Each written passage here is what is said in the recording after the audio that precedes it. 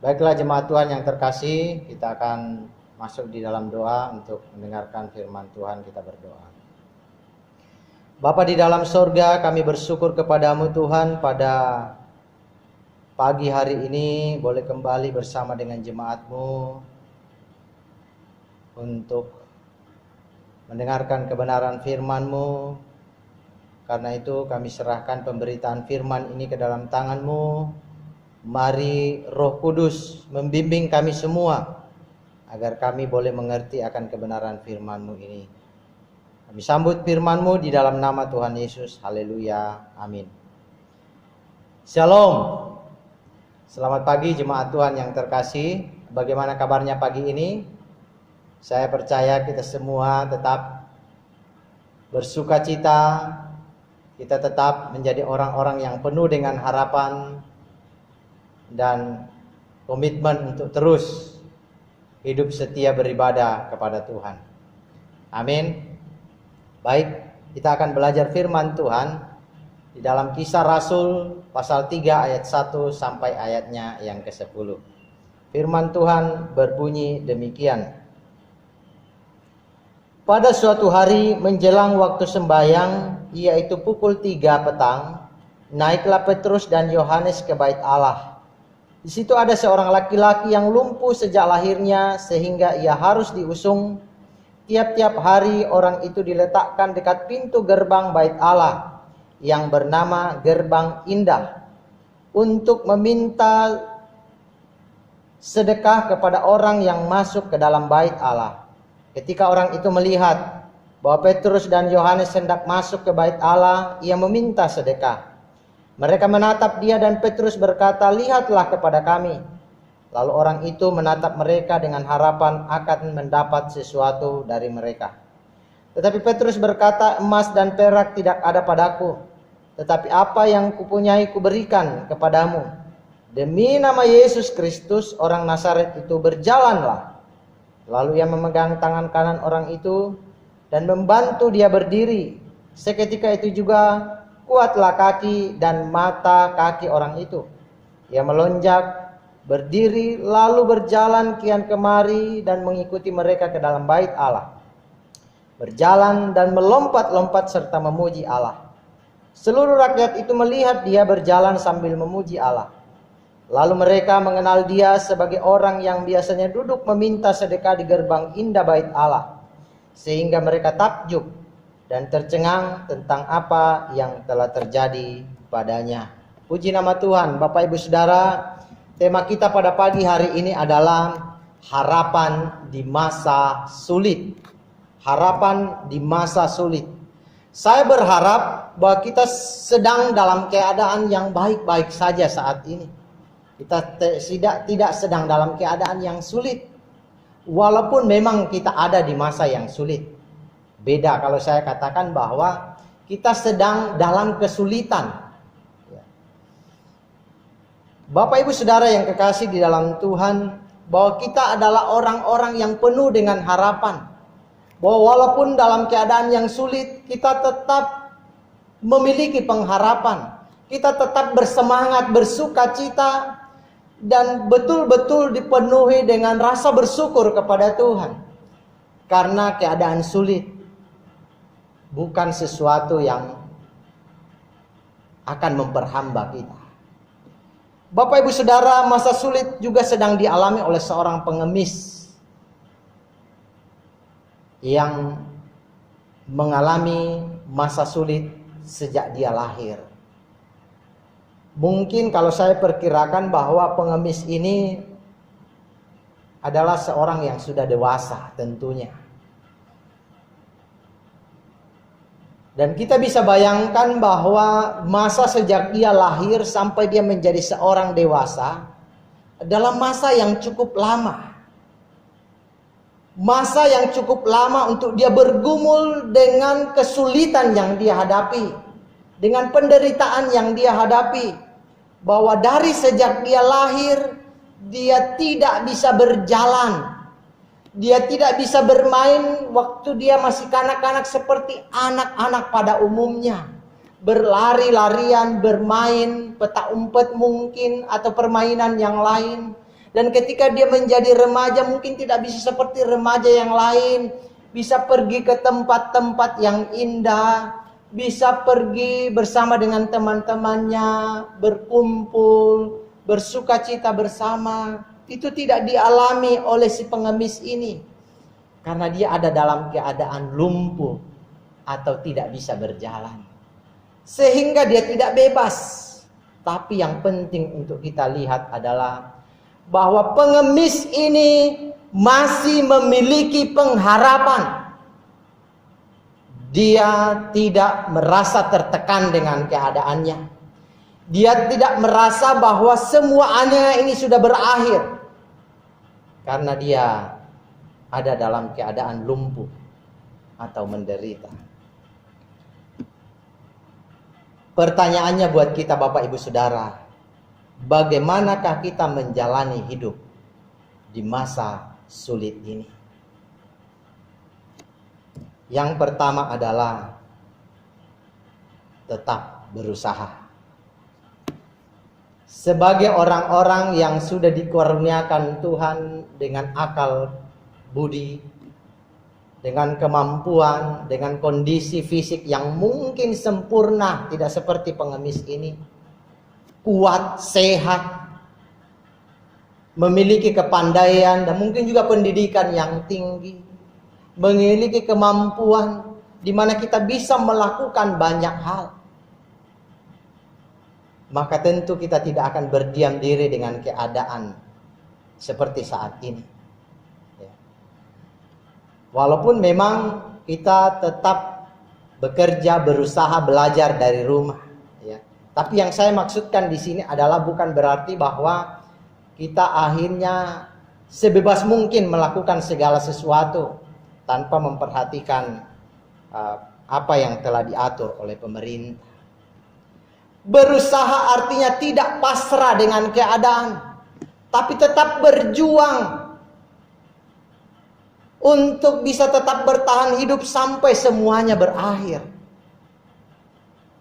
Mari sebagai anak-anak Tuhan kita tidak berdiam diri saja. Kita tidak hanya sekedar merenungkan keadaan. Masa sulit ini kapan akan berakhir. Tapi mari kita mulai berpikir, kita mulai berusaha. Apa yang bisa saya kerjakan? Apa yang bisa saya lakukan? Dan mari kita berjuang. Karena perjuangan kita belum berakhir. Dan saya mau katakan mungkin inilah kesempatan bagi kita untuk berjuang sebesar-besarnya. Sekuat-kuatnya kita keluarkan segala kemampuan kita. Untuk berjuang menghadapi masa sulit ini. Sehingga kita bisa tetap eksis. Bertahan sampai kita bisa melewatinya. Mungkin kalau saya bisa berikan gambaran Bapak Ibu Saudara. Seperti pemain bertahan pada permainan sepak bola. Kita tahu bahwa pemain bertahan itu selalu berupaya untuk menahan setiap serangan lawan. Mereka selalu berusaha untuk menjaga supaya bagaimana mereka tetap bisa mempertahankan. Agar gawang mereka, agar pertahanan mereka tidak ditembus, tidak diobrak-abrik oleh pihak lawan. Sampai pertandingan itu selesai. Dan itu terus mereka lakukan setiap pertandingan. Mereka bertahan, mereka bertahan, mereka bertahan dan tidak menyerah. Sampai pertandingan selesai. Saya mau katakan mungkin seperti itulah kehidupan kita. Bahwa kita harus tetap bertahan sampai masa ini berakhir. Kita tidak bisa menangis, meratapi apa yang sedang terjadi. Tetapi marilah kita berjuang, marilah kita melawan keadaan sulit ini. Dan tetap berharap bahwa kita akan menang menghadapi persoalan ini. Ada amin? Puji nama Tuhan. Bapak Ibu Saudara yang kekasih, mari kita juga mau bekerja sama. Kita melihat dalam pembacaan ini tadi bahwa pengemis ini dia meminta bantuan daripada orang-orang yang bisa untuk menggotong dia. Di dalam ayatnya yang kedua dikatakan demikian. Di situ ada seorang laki-laki yang lumpuh sejak lahirnya, sehingga ia harus diusung. Tiap-tiap hari orang itu diletakkan dekat pintu gerbang bait Allah yang bernama Gerbang Indah untuk meminta sedekah kepada orang yang masuk ke dalam bait Allah. Tiap-tiap hari dia duduk di gerbang indah bait Allah. Artinya ada satu gerbang di mana gerbang itu dilalui oleh orang-orang untuk masuk di dalam bait Allah. Dan disitulah pengemis ini duduk setiap hari. Disitulah dikatakan oleh Alkitab bahwa dia diletakkan. Artinya bahwa ada orang-orang yang mengusung dia. Ada orang-orang yang menggotong dia, mengangkat dia dari rumahnya, dari tempat tinggalnya, dan membawa dia ke pintu gerbang itu. Karena dia tidak bisa berjalan sendiri. Bahwa dia bisa bekerja sama dengan orang lain. Dia bisa tetap untuk bersama-sama dengan orang-orang yang mengusung ini. Mungkin tidak ada masalah dengan mereka sehingga mereka bisa tetap bekerja sama dengan dia. Memang tidak disebutkan di sini bahwa mungkin mereka juga akhirnya mendapat upah dari sedekah yang boleh diterima pengemis ini. Tetapi yang kita lihat dan sungguh menarik Bapak Ibu Saudara, bahwa selama bertahun-tahun setiap hari Alkitab berkata bahwa tiap-tiap hari dia diletakkan di pintu gerbang itu. Artinya bahwa memang dia bisa terus bekerja sama dengan para pengusungnya sehingga dia bisa tetap berada di tempat itu setiap hari. Ini hal yang sangat menarik. Perlu kita renungkan bersama. Bagaimana seorang pengemis bisa tetap mempertahankan kerjasama dengan orang lain. Seorang pengemis dalam keadaan yang terbatas, dia bisa untuk tetap melakukan pekerjaannya. Tidak menyerah dengan keadaannya. Tinggal di rumah meratapi keadaannya.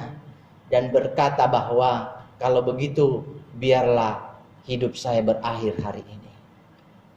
Tapi yang dia lakukan adalah setiap hari bekerja. Setiap hari dia meminta sedekah. Mungkin ada orang yang berkata, kenapa harus mengemis? Kenapa harus meminta-minta? Bapak Ibu Saudara, saya mau katakan, ada beberapa kasus di dalam Alkitab bahwa orang-orang yang mengalami cacat fisik yang bisa mereka kerjakan adalah mereka meminta-minta. Termasuk dengan orang lumpuh tadi. Mungkin kita mengenal yang namanya Bartimeus, seorang yang buta. Dia juga bertahun-tahun mengalami kebutaan. Dan dia selalu berada di pinggir jalan untuk meminta-minta. Satu kali ketika dia bertemu dengan Yesus, dia meminta pertolongan supaya Yesus menyembuhkan dia dan akhirnya dia sembuh. Ya.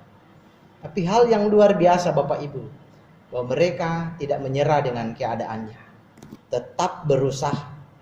Dan yang sangat menarik di dalam pembacaan ini tadi, bahwa pengemis ini bisa bersama dengan orang lain, bekerja sama dengan orang lain, sehingga apa yang dia inginkan tercapai. Yang lain adalah pengemis ini adalah seorang yang bijaksana. Ya. Kenapa dia bijaksana? Karena dia memilih tempat yang strategis. Gerbang itu Bapak Ibu Saudara adalah tempat lalu lalang banyak orang. Ya. Yang kedua adalah ini adalah gerbang bait Allah. Di mana orang-orang akan masuk di dalam bait Allah. Walaupun memang bukan satu-satunya. Karena sebenarnya ada 12 gerbang. Ya. Itu disesuaikan dengan 12 suku Israel. Ya. Dan salah satunya pintu gerbang indah ini. Dia ada di tempat itu. Bahwa yang lewat di gerbang itu adalah orang-orang saleh. Orang-orang baik. Orang-orang yang murah hati, orang-orang yang suka memberi. Karena mereka adalah orang yang biasa masuk di dalam bait Allah. Ini yang saya katakan adalah bahwa dia adalah seorang yang bijaksana. Dia menggunakan pikirannya. Dia mengambil tempat yang strategis. Perhatikan Bapak Ibu Saudara, kalau kita melihat toko, melihat mall, melihat tempat yang strategis, pasti tempat itu ramai. Pasti toko itu, pasti mall itu akan banyak dikunjungi orang. Dan tentu pasti jualannya laris. Karena dia ada di tempat yang strategis. Perhatikan bahwa pengemis ini memilih tempat yang strategis. Maka kita bisa bayangkan bahwa ketika dia memilih tempat yang strategis, dia akan mendapat uang setiap hari walaupun itu dari sedekah. Mungkin sedikit demi sedikit, tapi dengan banyak orang dia akan mendapatkan apa yang dia harapkan. Minimal dia bisa makan setiap hari untuk mempertahankan hidup. Bapak Ibu Saudara yang kekasih di dalam Tuhan kita Yesus Kristus, mari kita belajar dari pengemis ini, bahwa dia tidak meratapi keadaan sulit yang sedang dia hadapi. Yang dia lakukan adalah dia harus bertahan sampai keadaan yang lebih baik menghampiri dia. Yang dia lakukan adalah dia tetap berusaha. Bagaimana bisa dia tetap hidup walaupun dalam kondisi yang terbatas. Dia melakukan segala cara apapun yang dia bisa lakukan demi dia bisa tetap menjalani kehidupan yang Tuhan berikan kepadanya. Kita tidak melihat dia menyesali hidupnya, tetapi dia melakukan hal-hal yang dimana orang lain atau orang-orang normal juga lakukan. Bahwa dia tetap bisa bekerja dalam kondisinya seperti itu. Dia tetap bisa untuk mempertahankan hidupnya, itu yang paling penting. Dan ini menjadi penekanan buat kita bahwa bagaimana kita bisa tetap mempertahankan hidup. Bertahan dalam kondisi yang sulit ini dengan melakukan hal-hal yang benar. Pekerjaan yang dilakukan oleh orang pengemis ini, saya berkata mungkin orang mengatakan hina, tetapi dia tidak mencuri. Dia tidak merugikan orang lain. Mungkin ini juga bisa dikatakan halal, karena dia bekerja dengan kondisinya seperti itu. Mungkin kalau dia normal, dia bisa saja bekerja di ladang dan lain sebagainya. Tetapi keadaannya adalah bahwa dia sedang lumpuh. Dan kita perlu belajar Bapak Ibu Saudara. Mari dalam masa sulit ini tetaplah berusaha. Jangan engkau berdiam diri saja dalam keadaanmu meratapi. Kita bisa berusaha dari rumah. Kita bisa bekerja dari rumah. Ada hal-hal yang bisa kita lakukan. Mungkin dengan kita berdoa. Mungkin dengan kita mengerjakan hal-hal yang lain. Di mana itu bisa mendapatkan hasil untuk kehidupan kita. Minimal untuk kehidupan sehari-hari. Berjuanglah, berusahalah dalam menghadapi masa sulit ini. Saya percaya kita tidak akan kesulitan kalau kita mau berjuang, kalau kita mau berusaha. Yang kedua Bapak Ibu adalah tetap optimis. Menjadi orang-orang yang penuh dengan harapan, mari kita tetap optimis dalam masa-masa sulit ini. Orang yang optimis adalah orang yang bisa terus bertahan. Kita melihat dalam ayat yang kita baca tadi, khususnya ayat yang kelima dikatakan demikian. Lalu orang itu menatap mereka dengan harapan akan mendapat sesuatu dari mereka. Orang itu menatap dengan harapan. Artinya bahwa si pengemis ini memiliki satu pengharapan. Si pengemis ini tetap optimis. Si pengemis ini tetap memiliki satu kerinduan bahwa kehidupannya akan lebih baik.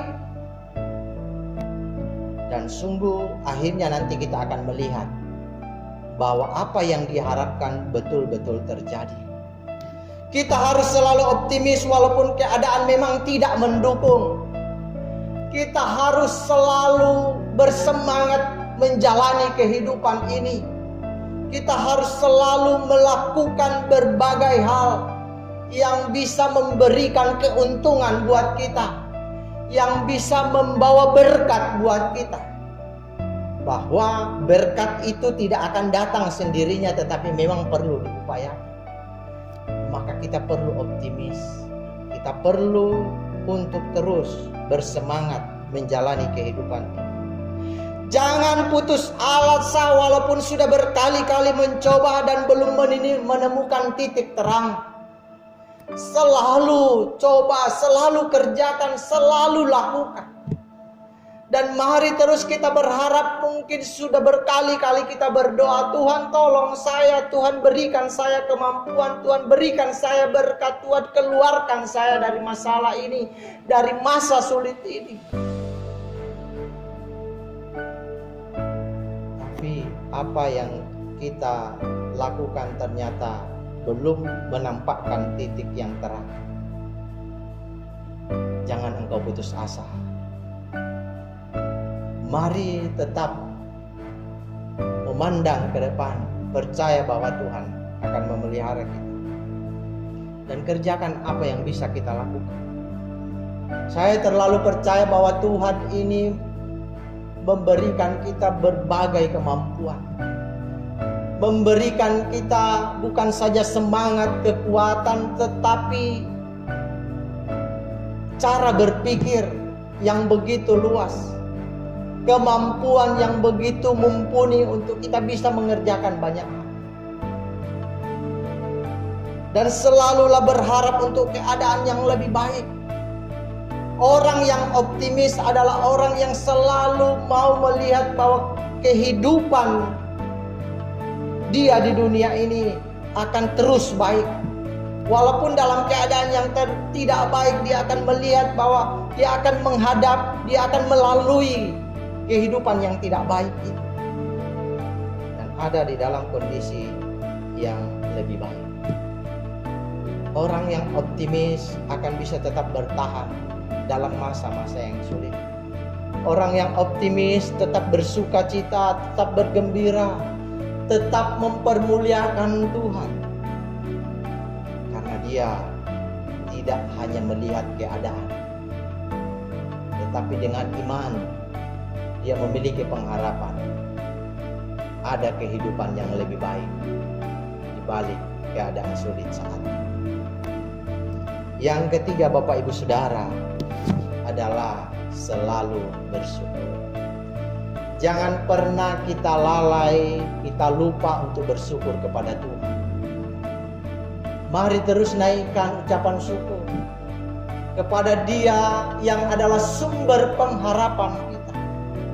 Kenapa saya katakan sumber pengharapan? Karena dari Dialah segala-galanya. Dialah yang memberikan berkat buat kita. Dialah yang memberikan kekuatan buat kita. Dialah yang menghindarkan kita dari segala sakit penyakit. Dialah yang memberikan kita kemampuan untuk bisa melakukan banyak hal. Dialah yang juga tetap memberikan kita napas hidup, umur yang panjang sehingga kita bisa tetap bertahan sampai hari ini. Dialah sumber segala-galanya. Dialah pengharapan kita. Mari tetap bersyukur kepada Tuhan. Kita tidak melihat dalam pembacaan ini tadi bahwa pengemis ini mengeluh dengan keadaannya. Dia tidak pernah juga berselisih paham dengan Yohanes dan juga Petrus, bahkan juga dengan orang-orang yang selalu memanggu dia, yang selalu membawa dia ke tempat itu. Kita tidak melihat hal itu, dan dia tetap bersyukur kepada Tuhan. Pujilah Tuhan dengan segala kemegahannya. Dan kita melihat bahwa pengemis ini berkali-kali dia kegirangan melompat-lompat. Ketika dia bisa berjalan kembali, dia melompat-lompat di pintu gerbang itu sampai masuk di dalam bait Allah. Dia terus melompat dengan kegirangan, menandakan bahwa dia sungguh bersuka cita akan perbuatan Tuhan yang ajaib dalam hidupnya. Bahwa Tuhanlah yang memberikan dia kesembuhan melalui hambanya Petrus waktu itu. 2 kali disebutkan di sini bahwa dia sambil berjalan memuji Allah. Dia sungguh-sungguh membesarkan Tuhan, mengagungkan Tuhan. Karena dari Tuhanlah datangnya kesembuhan. Bapak Ibu Saudara, engkau yang sedang bergumul saat ini dengan sakit penyakit, jangan pernah engkau putus asa. Kalau pengemis ini bisa bertahan mungkin sampai belasan, bahkan mungkin juga puluhan tahun, dalam keadaannya dia lumpuh sejak dia lahir sampai dia dewasa, maka saya mau katakan bahwa mari teladani pengemis ini. Tetaplah bersyukur kepada Tuhan, tetaplah bergumul dan berdoa kepada Tuhan, karena dari dialah datangnya kesembuhan itu. Dialah sumber kesembuhan kita. Firman Tuhan berkata bahwa oleh bilur-bilurnya engkau akan sembuh. Dialah yang memikul segala sakit penyakit kita dan menanggung segala kelemahan kita. Mari terus berharap kepada Tuhan, karena dialah sumber kesembuhan kita. Lalu jangan engkau lupa bersyukur kepada dia, karena dia yang selalu menolong kita. Jangan melupakan Tuhan dalam seluruh kehidupan kita. Demonstrasikan kasih, kebaikan dan kuasa Tuhan, agar semua orang tahu bahwa Tuhanlah sumber pengharapan satu-satunya. Berkali-kali dia terus melompat-lompat kegirangan, menandakan bahwa dia sungguh bersuka cita dengan apa yang Tuhan buat dalam hidupnya.